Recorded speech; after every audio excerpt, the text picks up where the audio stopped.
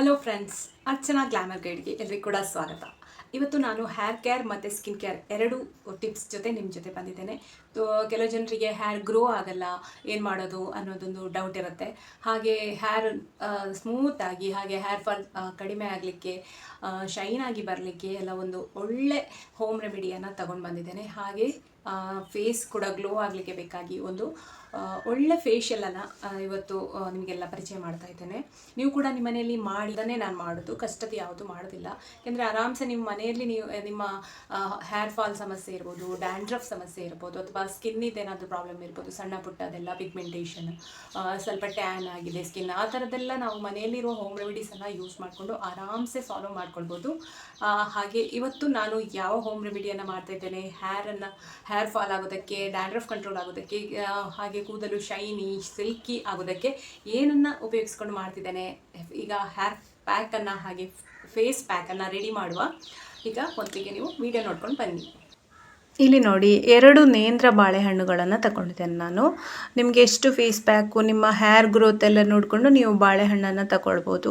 ನನಗೆ ತುಂಬ ಹೇರ್ ಏನು ಲಾಂಗ್ ಆಗಿ ಇಲ್ಲದ ಕಾರಣ ನಾನಿಲ್ಲಿ 2 ಬಾಳೆಹಣ್ಣುಗಳನ್ನು ತಗೊಂಡಿದ್ದೇನೆ. ಇದರಲ್ಲಿ ಫೇಸ್ ಪ್ಯಾಕ್ ಕೂಡ ಆಗುತ್ತೆ, ಹೇರ್ ಪ್ಯಾಕ್ ಕೂಡ ಆಗುತ್ತೆ. 2 ಬಾಳೆಹಣ್ಣು, ಅದು ತುಂಬ ಹಣ್ಣಾಗಿದ್ದರೆ ತುಂಬಾ ಒಳ್ಳೆಯದು. ನಿಮಗೆ ನೇಂದ್ರ ಬಾಳೆಹಣ್ಣು ಸಿಗಲಿಲ್ಲ ಅಂತಾದರೆ ಈಚೆ ಪಚ್ಚೆ ಬಾಳೆ ಅಥವಾ ಕದಳಿ ಬಾಳೆಹಣ್ಣು ಯಾವುದು ಸಹ ಆಗ್ಬೋದು, ಪರವಾಗಿಲ್ಲ. ಆದರೆ ಒಳ್ಳೆ ರಿಸಲ್ಟ್ ಬರಬೇಕು ಅಂತಂದರೆ ನೀವು ನೇಂದ್ರ ಬಾಳೆಹಣ್ಣನ್ನು ಯೂಸ್ ಮಾಡಿದರೆ ಒಳ್ಳೆಯದು. ಇದನ್ನು ಈ ಥರ ಸಣ್ಣ ಸಣ್ಣ ಕಟ್ ಮಾಡಿಕೊಂಡು ನಾವು ಮಿಕ್ಸಿ ಜಾರ್ಗೆ ಹಾಕಿ ನುಣ್ಣಗೆ ಪೇಸ್ಟ್ ಮಾಡ್ಕೊಳ್ಬೇಕು. ಈಗ ಇದನ್ನು ನುಣ್ಣಗೆ ಪೇಸ್ಟ್ ಮಾಡಿಕೊಳ್ಳುವ. ನೋಡಿ, ಇದು ತುಂಬ ಹಣ್ಣಾಗಿದ್ದರೆ ನಮಗೆ ಒಳ್ಳೆಯದು, ಚೆನ್ನಾಗಿರ್ತದೆ. ಅದಕ್ಕೋಸ್ಕರ ಆದಷ್ಟು ಹಣ್ಣಾದಂತಹ ಬಾಳೆಹಣ್ಣನ್ನೇ ತಗೊಳ್ಳಿ. ಈ ರೀತಿ ಪೇಸ್ಟ್ ಆದ ನಂತರ ಇದಕ್ಕೆ ಏನು ಈಗ ಸೇರಿಸ್ಕೊಳ್ಳಿಕ್ಕೆ ಅಂತೆಲ್ಲ, ಬರೀ ಬಾಳೆಹಣ್ಣು, ನೀರು ಕೂಡ ಹಾಕಲಿಕ್ಕಿಲ್ಲ ಗ್ರೈಂಡ್ ಮಾಡಲಿಕ್ಕೆ. ಇದನ್ನು ಈಗ ಒಂದು ಬಟ್ಟೆಗೆ ಹಾಕ್ಕೊಳ್ಬೇಕು. ಯಾಕೆಂದರೆ ಫೇಸ್ ಪ್ಯಾಕ್ ಹಾಕ್ಕೊಳ್ಬೇಕಲ್ಲ, ಅದನ್ನು ಹೇರ್ ಪ್ಯಾಕ್ ಹಾಕುವ ಕಾರಣ ನಾವು ಇದನ್ನು ಈ ಥರ ಹಿಂಡ್ಕೊಳ್ಬೇಕು. ಮುಖಕ್ಕೆ ಹಚ್ಚಿಕೊಳ್ಳೋದಾದರೆ ನಾವು ಅದನ್ನು ಈ ಥರ ಸೋಸಿಕೊಳ್ಬೇಕು ಅಂತ ಏನಿಲ್ಲ. ಈ ಥರ ಬಟ್ಟೆಯಲ್ಲಿ ಹಾಕಿ ಸೋಸಿಕೊಳ್ಳೋದ್ರಿಂದ ಅದರಲ್ಲಿದ್ದ ಬೀಜಗಳೆಲ್ಲ ಅದರ ಒಳಗೆ ನಿಲ್ತದೆ, ಚೆಂದ ನೈಸ್ ಪೇಸ್ಟ್ ಸಿಗ್ತದೆ. ನೋಡಿ, ಈ ಥರ ಬಟ್ಟೆಯಲ್ಲಿ ಹಾಕಿ ತುಂಬ ಆರಾಮ್ಸೆ ಬರ್ತದೆ. ಅದು ನೋಡಿ, ನೈಸಾಗಿ ಪೇಸ್ಟ್ ಬರ್ತದೆ. ಬೀಜಗಳೆಲ್ಲ ಬಟ್ಟೆ ಒಳಗೆ ಸಿಕ್ಕಿಕೊಳ್ತದೆ, ಅದೆಲ್ಲ ನಮಗೆ ಬೇಡ. ಈ ಥರ ಇದನ್ನೆಲ್ಲ ಚೆಂದ ಹಿಂಡಿಕೊಳ್ಬೇಕು. ನೈಸ್ ಪೇಸ್ಟ್ ಈಗ ಬಂತು ನೋಡಿ. ಇದು ಕೂದಲಿಗೆ ಹಾಕ್ಕೊಳ್ಳಿಕ್ಕೂ ಸಾಕಾಗ್ತದೆ ನಮಗೆ, ಹಾಗೆ ಮುಖಕ್ಕೆ ಕೂಡ. ಇದಕ್ಕೆ ಈಗ ಪ್ರೋಟೀನ್ ಹೇರ್ ಪ್ಯಾಕ್ ಅಂತ ಹೇಳಿದ್ದೇನೆ. ನಾವು ಪ್ರೋಟೀನ್ ಸೇರಿಸಿಕೊಳ್ಳೋ ಮೊದಲು ಒಂದು ಸ್ವಲ್ಪ ಫೇಸಿಗೆ ಹಾಕಲಿಕ್ಕೆ 1.5 ಚಮಚದಷ್ಟು ಪೇಸ್ಟನ್ನು ತೆಗೆದಿಟ್ಕೊಳ್ಳುವ. ಆಮೇಲೆ ಇದಕ್ಕೆ ಪ್ರೋಟೀನ್ ಅಂತ ಹೇಳಿದರೆ ನಾವು ಏನನ್ನು ಸೇರಿಸ್ಕೊಳ್ಬೇಕು ಅಂದರೆ, ಒಂದು ಮೊಟ್ಟೆಯಲ್ಲಿ ಯೆಲ್ಲೋ ಪಾರ್ಟ್ ಬೇಡ, ಜಸ್ಟು ವೈಟ್ ಏನಿದೆ ಅದನ್ನು ಮಾತ್ರ ಸೇರಿಸ್ಕೊಳ್ಬೇಕು. ಹೇರಿಗೆ ಹಾಕುವಾಗ ಯೆಲ್ಲೋ ಪಾರ್ಟ್ ಬೇಕಾಗೋದಿಲ್ಲ ನಮಗೆ.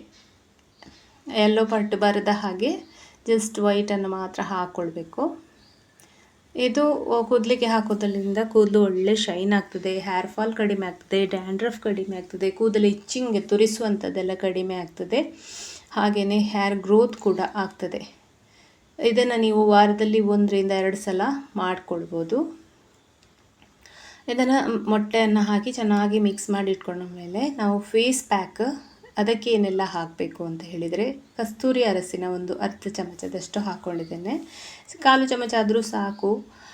ಆಮೇಲೆ ಒಂದು ಸಣ್ಣ ಚಮಚದಲ್ಲಿ 2 ಚಮಚದಷ್ಟು ಅಕ್ಕಿ ಹಿಟ್ಟು ಹಾಕಿದ ನಂತರ ನಾನಿಲ್ಲಿ ಇದನ್ನು ಕಲಸಿಕೊಳ್ಳಲಿಕ್ಕೆ ಮೊಸರನ್ನು ಆ್ಯಡ್ ಮಾಡಿದ್ದೇನೆ. 1-1.5 ಚಮಚದಷ್ಟು ಮೊಸರನ್ನು ಆ್ಯಡ್ ಮಾಡಿದ್ದೇನೆ. ನಿಮಗೆ ಮೊಸರು ಇಲ್ಲಾಂದರೆ ಹಾಲಾದರೂ ಆ್ಯಡ್ ಮಾಡ್ಬೋದು, ಆದರೆ ಮೊಸರು ಆ್ಯಡ್ ಮಾಡೋದು ಪಿಕ್ ಮಾತ್ರ ಮಿಸ್ ಆಗಿದೆ. ಕಸ್ತೂರಿ ಅರಸಿನ, ಅಕ್ಕಿ ಹುಡಿ, ಹಾಗೆಯೇ ಮೊಸರು, ಇವಿಷ್ಟನ್ನು ಮಿಕ್ಸ್ ಮಾಡಿ ಚೆನ್ನಾಗಿ ಪೇಸ್ಟ್ ತಯಾರು ಮಾಡಿಕೊಳ್ಬೇಕು. ವಿಡಿಯೋ ಸ್ಕಿಪ್ ಆಗಿದೆ, ಮೊಸರು ಆ್ಯಡ್ ಮಾಡೋದನ್ನು ಮರಿಬೇಡಿ.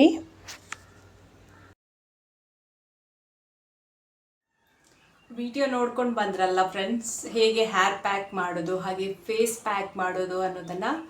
ಈಗ ಇನ್ನು ನಾನು ನನ್ನ ಹೇರಿಗೆ ಅಪ್ಲೈ ಮಾಡಿಕೊಳ್ಬೇಕು, ಹಾಗೆ ಫೇಸ್ಗೆ ಅಪ್ಲೈ ಮಾಡಿಕೊಳ್ಬೇಕು, ಅದನ್ನು ನಿಮ್ಮ ಜೊತೆ ಶೇರ್ ಮಾಡ್ತೇನೆ. ವಿಡಿಯೋ ಡಿಲೇ ಮಾಡೋದು ಬೇಡವಾ, ನಾವು ಕೂದಲಿಗೆಲ್ಲ ಹಚ್ಚಿಕೊಳ್ಳುವ. ಈಗ ಫಸ್ಟ್ ಯಾವುದೇ ಹೇರ್ ಪ್ಯಾಕನ್ನು ಹಾಕುವುದಕ್ಕಿಂತ ಮುಂಚೆ ನಾವು ಕೂದಲಿಗೆ ಸ್ವಲ್ಪ, ನಂದಂತೂ ಕೂದಲು ತುಂಬ ಡ್ರೈ ಆಗಿದೆ, ಇದನ್ನು ಹೀಗೆ ಜುಟ್ಟು ಕಟ್ಟಿದರೆ ನನಗೆ ಕೂದಲೇ ಇಲ್ವೇನೋ ಅಂತ ಹೇಳುವಾಗೆ ಅನಿಸುತ್ತೆ ಅಷ್ಟೇ. ನನಗೇನು ಉದ್ದ ಕೂದಲಿದೆ ಅಂತ ಹೇಳೋದಲ್ಲ, ಇದ್ದ ಮಟ್ಟಿಗೆ ಚೆನ್ನಾಗಿದೆ. ನಾನು ಉದ್ದ ಬೆಳೆಸೋದಿಲ್ಲ ಯಾವಾಗಲೂ ಕೂಡ, ಇಷ್ಟೇ. ಯಾಕೆಂದರೆ ತುಂಬ ಹೇರ್ ಫಾಲ್ ಸಮಸ್ಯೆ ನನಗೆ ಕೂಡ ಇತ್ತು, ಬಟ್ ಈಗ ಹೇರ್ ಫಾಲ್ ಆಗೋದಿಲ್ಲ. ಲಾಂಗ್ ಹೇರ್ ನಾನು ಬೆಳೆಸೋದಿಲ್ಲ, ಇಷ್ಟೇ ಇಟ್ಕೊಳ್ತೇನೆ ಯಾವಾಗಲೂ ಸಹ.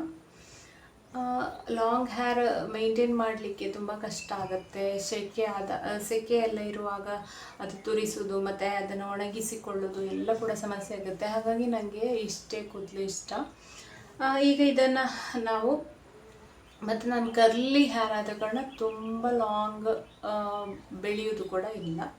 ಹೇರ್ ಫಾಲು ತುಂಬಾ ಕಡಿಮೆ ಆಗಿದೆ. ಮೊದಲು ಹೀಗೆ ಮಾಡಬೇಕಾದ್ರೆ ಕೈಯಲ್ಲೆಲ್ಲ ಬರ್ತಿತ್ತು, ಇದು ಮಾಡಿದರೆ ಅದನ್ನು ತುಂಬ ಕಡಿಮೆ ಆಗಿದೆ. ನಾನು ಹೇರಿಗೆ ಏನೆಲ್ಲ ರೆಮಿಡೀಸ್ ಯೂಸ್ ಮಾಡ್ತೇನೆ ಅಂತೇಳಿ ನನ್ನ ವೀಡಿಯೋಸಲ್ಲಿದೆ, ಅದನ್ನು ನೀವು ನೋಡ್ಕೊಳ್ಬೋದು. ಮತ್ತು ಸಾಮಾನ್ಯವಾಗಿ ನಾನು ಮಾಡೋದು ತೆಂಗಿನ ಎಣ್ಣೆನೇ ಯೂಸ್ ಮಾಡೋದು. ತೆಂಗಿನ ಎಣ್ಣೆಗೆ ವಿಟಮಿನ್ ಸಿ ಕ್ಯಾಪ್ಸುಲ್ ಬರುತ್ತೆ, ಗ್ರೀನ್ ಕಲರ್ ಇತ್ತು ಕ್ಯಾಪ್ಸುಲ್, ಅದನ್ನು ಎಣ್ಣೆಗೆ ಮಿಕ್ಸ್ ಮಾಡಿ ಕೂದಲಿಗೆ ಹಚ್ಚಿಕೊಳ್ತೇನೆ. ಇದೀಗ ತೆಂಗಿನ ಎಣ್ಣೆ ಇದೆ ಇದರಲ್ಲಿ, ನೋಡಿ ಬೇಕಾದರೆ. ತೆಂಗಿನ ಎಣ್ಣೆಗೆ ನಾನಿಲ್ಲಿ ವಿಟಮಿನ್ ಸಿ ಕ್ಯಾಪ್ಸುಲ್ ಏನು ಹಚ್ತಿಲ್ಲ, ಜಸ್ಟ್ ತೆಂಗಿನ ಎಣ್ಣೆಯನ್ನೇ ಇವತ್ತು ಕೂದಲಿಗೆ ಜಸ್ಟ್ ಅಪ್ಲೈ ಮಾಡ್ಕೊಳ್ತಾ ಇದ್ದೇನೆ. ಯಾಕೆಂದರೆ ನಾವು ಫೇಸ್ ಪ್ಯಾಕ್ ಯಾವುದೇ ಹಚ್ಚಿಕೊಳ್ಳೋ ಮೊದಲು ಕೂದಲಿಗೆ ಸ್ವಲ್ಪ ಎಣ್ಣೆಯನ್ನು ಹಚ್ಚಿಕೊಳ್ಳಬೇಕು. ಮೊದಲು ಎಣ್ಣೆ ಹಚ್ಚಿಕೊಳ್ಳುವ.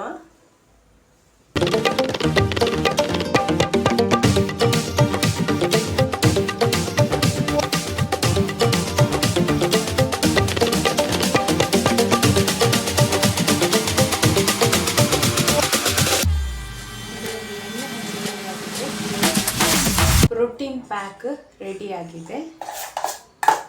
ಇದನ್ನು ಈಗ ನಾವು ತಲೆಗೆ ಹಚ್ಚಿಕೊಳ್ಳುವ. ಸ್ವಲ್ಪ ಸ್ವಲ್ಪನೇ ಈ ಥರ ಕೂದಲನ್ನು ಡಿವೈಡ್ ಮಾಡಿಕೊಳ್ಬೇಕು.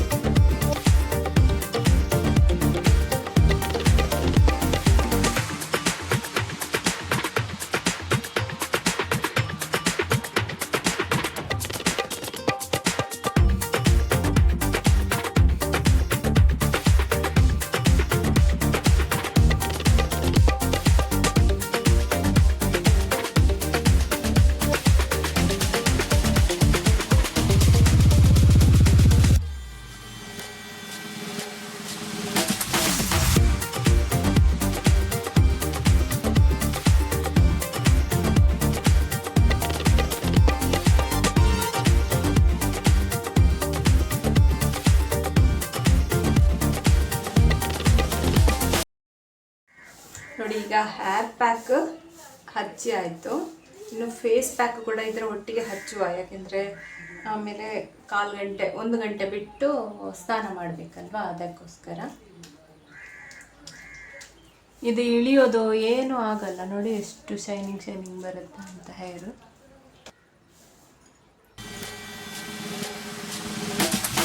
ಫೇಸ್ ಪ್ಯಾಕನ್ನು ಮುಖಕ್ಕೆ ಹಚ್ಚಿಕೊಳ್ಳುವ. ಇದಕ್ಕೆ ನೀವು ಕ್ಲೆನ್ಸರ್ ಅಂತ ಮಾಡ್ಕೊಳ್ಬೇಕಾಗಿಲ್ಲ, ಫೇಸ್ ಕ್ಲೀನ್ ಇದ್ರೆ ಸ್ಕ್ರಬ್ ಮಾಡಲಿಕ್ಕೆ ಎಲ್ಲನೂ ಇದರಲ್ಲಿ ಇದೆ ಅಲ್ವಾ.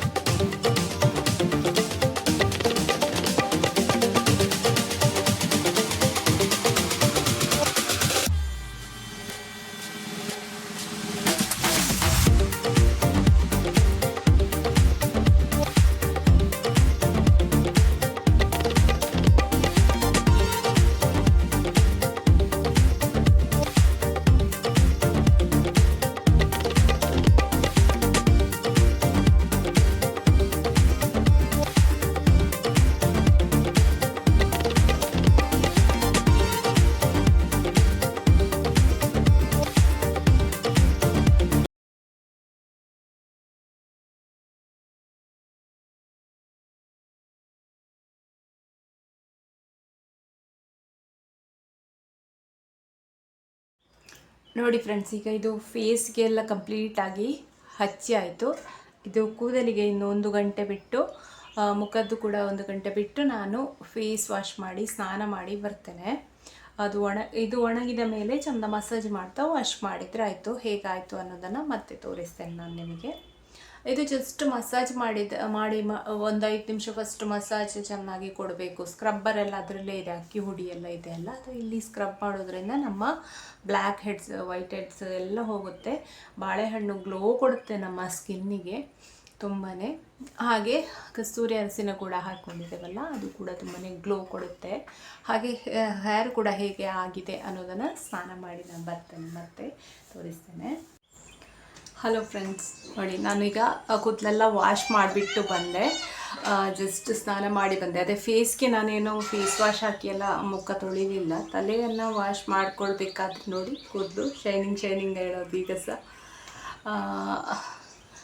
ಜಸ್ಟ್ ಫೇಸನ್ನು ತಲೆಗೆ ಸ್ವಲ್ಪ ಶ್ಯಾಂಪು ಹಾಕಿ ವಾಶ್ ಮಾಡಿದ್ದೇನೆ. ಯಾಕೆ ಅಂತ ಹೇಳಿದರೆ ಬಾಳೆಹಣ್ಣು ಮತ್ತು ಪ್ರೋಟೀನ್ ಅಂಥೇಳಿ ನಾವು ಮೊಟ್ಟೆನ ಬಳಸಿದ್ದೇವಲ್ಲ, ಅದು ಕೂದಲಿಂದೆಲ್ಲ ಹೋಗಬೇಕಲ್ಲ, ಅದಕ್ಕೋಸ್ಕರ ಸ್ವಲ್ಪ ಶ್ಯಾಂಪು ಹಾಕಿ ಬಳಸಿದ್ದೇನೆ.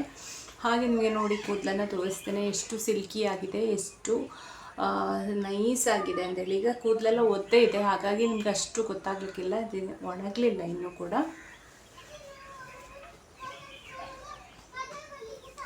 ನೋಡಿ ಎಷ್ಟು ಚೆನ್ನಾಗಿದೆ ಅಂತೇಳಿ. ನಿಮಗೆ ಇಲ್ಲಿ ನೋಡಿದರೆ ಗೊತ್ತಾಗ್ಬೋದು. ಇಲ್ಲಿ ನೋಡಿ ಎಷ್ಟು ಶೈನಿಯಾಗಿ ಹೊಳಿತಾ ಉಂಟು ಇಲ್ಲಿ ಅಂತ. ಇಲ್ಲಿ ಈ ಜಾಗಕ್ಕೆ ಹಚ್ಚಿದ್ದಲ್ಲ, ಇದನ್ನು ಈಗ ಒಣಗಬೇಕಾದ್ರೆ ತುಂಬಾ ಚೆಂದ ಆಗುತ್ತೆ. ಫ್ಯಾನ್ ಹಾಕಿ ಒಂದು ಸ್ವಲ್ಪ ಈ ಭಾಗ ಎಲ್ಲ ಒಣಗಿಸ್ಕೊಂಡೆ ಅಷ್ಟೇ. ತುಂಬಾ ಶೈನಿಂಗ್ ಆಗಿದೆ, ಹಗುರಾಗಿದೆ. ಅದು ಒಣಗಿದ ಮೇಲೆ ಇನ್ನೂ ಗೊತ್ತಾಗುತ್ತೆ. ಫ್ರೆಂಡ್ಸ್, ನಿಮಗೆ ಈ ವಿಡಿಯೋ ಇಷ್ಟ ಆದರೆ ಖಂಡಿತ ಲೈಕ್ ಮಾಡಿ. ಹಾಗೆಯೇ ಈ ಚಾನಲನ್ನು ನೀವು ಫಸ್ಟ್ ಟೈಮ್ ನೋಡೋದಂತಾದರೆ ಖಂಡಿತ ಸಬ್ಸ್ಕ್ರೈಬ್ ಆಗೋದನ್ನು ಮರಿಬೇಡಿ. ಸ್ಕಿನ್ ಕೂಡ ನೋಡಿ ಎಷ್ಟು ಗ್ಲೋ ಆಗಿದೆ ಅಂತ ಹೇಳಿ. ನಾನು ಯಾವುದೇ ಮೇಕಪ್ ಎಂತ ಕೂಡ ಹಚ್ಕೊಳ್ಳಿಲ್ಲ ಇವತ್ತು. ಮಾಯ್ಶ್ಚರೈಸರ್ ಕೂಡ ಈಗ ಇನ್ನು ಹಚ್ಕೊಳ್ಬೇಕಷ್ಟೇ, ಜಸ್ಟ್ ಸ್ನಾನ ಮಾಡಿ ಬಂದಿದ್ದಷ್ಟೇ. ಸೊ ಹೇರ್ ಎಷ್ಟು ಚೆಂದ, ಒಂಥರ ಖುಷಿ ಆಗ್ತಾ ಇದೆ ನನಗೆ ಇವತ್ತು. ಸಿಲ್ಕಿ ಅನ್ನಿಸ್ತಾ ಇದೆ. ಇಲ್ಲಾಂದರೆ ಒಂದು ಫುಲ್ ಕರ್ಲಿ ಇರುತ್ತಲ್ಲ ನೋಡಿ. ಈ ರೆಮಿಡಿ ನಿಮಗೆ ಇಷ್ಟ ಆದರೆ ನೀವು ಖಂಡಿತ ಕಮೆಂಟಲ್ಲಿ ತಿಳಿಸಿ. ನೀವು ಕೂಡ ಮಾಡಿ ನಿಮಗೆ ಹೇಗೆ ಅನ್ನಿಸ್ತು ಅನ್ನೋದನ್ನು ಕಮೆಂಟಲ್ಲಿ ತಿಳಿಸೋದನ್ನು ಮರಿಬೇಡಿ. ಹಾಗೆ ನಿಮ್ಮ ಮನೆಯಲ್ಲಿ ಯಾರಾದರೂ ಹೇರ್ ಫಾಲ್, ಡ್ಯಾಂಡ್ರಫ್ ಆ ಥರ ಎಲ್ಲ ಏನಾದರೂ ಸಮಸ್ಯೆ ಅಂತ ಹೇಳಿದರೆ ಅಂಥವ್ರಿಗಿಂತ ಈ ನನ್ನ ವೀಡಿಯೋವನ್ನು ಶೇರ್ ಮಾಡಿ ನನಗೆ ಸಪೋರ್ಟ್ ಮಾಡಿ ಅಂತ ಕೇಳ್ಕೊಳ್ತಾ ಇದ್ದೇನೆ. ಹೀಗೇ ಬೇರೆ ಸ್ಕಿನ್ ಕೇರ್ ವಿಡಿಯೋ ಹಾಗೆ ಹೇರ್ ಕೇರ್ ವೀಡಿಯೋಸ್ ಜೊತೆ ನಾನು ಮತ್ತೆ ಬರ್ತೇನೆ. ಅಲ್ಲಿಯವರೆಗೆ ನಮಸ್ಕಾರ, ಬಾಯ್, ಟೇಕ್ ಕೇರ್, ಥ್ಯಾಂಕ್ ಯು.